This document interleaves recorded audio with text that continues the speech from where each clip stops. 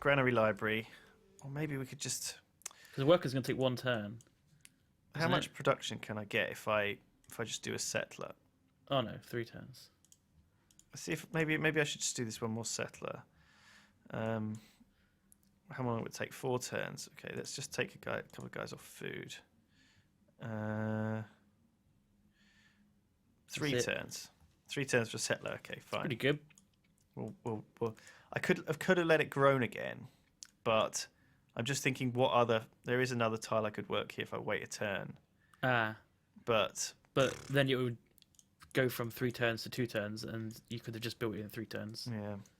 I'm going to run the archer up there just to scout out this area that I want to expand to. And then I'm going to start... So you're going to want trapping, I guess, because you've got 2 deer up there. Okay.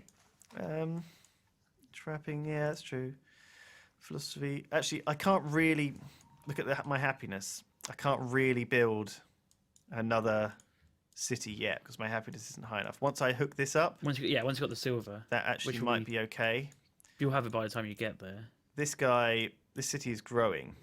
Okay, so the reason I have these cities on production focus and I try to not... it's because I don't really want them to grow. There's not a lot of value in having your expansions grow too much because they start sucking up the happiness that you want from people in your pot, in your main cap. Like, if I did grow this city to 6, suddenly I'd be unhappy. Right. And that's not a good thing. I don't really want to start draining the Golden Age progression. So it's if you can see that you're about to go unhappy. The best thing to do is, first of all, you can actually press avoid growth in your expansions to physically stop them growing. Oh, okay, so even if you've got food tiles, that's not going to do anything. I can actually do this here, because otherwise it would have grown next turn. Right. And do I really want it to? No. Not particularly.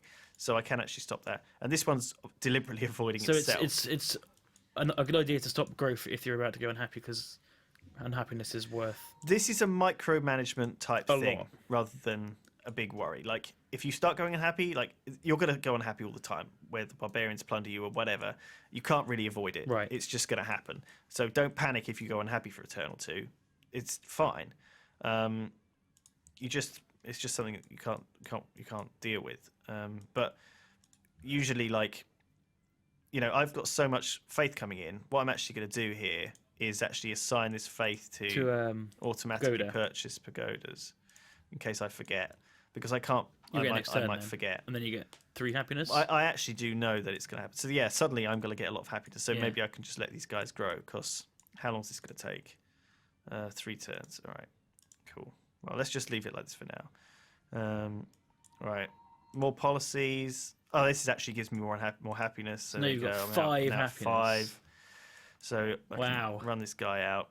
It wants me to settle here. I think the one to the right of it's better. But I guess it does wipe out a tundra tile. Well, that doesn't get the whale, does it? 1, 2... Do you have the tech to get the whale?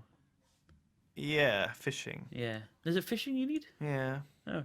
Why would it do that? Why would it stop you from getting the whale? I don't think it's very smart, Duncan. So a pagoda was purchased. Good. That's put me up to 5, yeah. So that's going well. That's going nicely.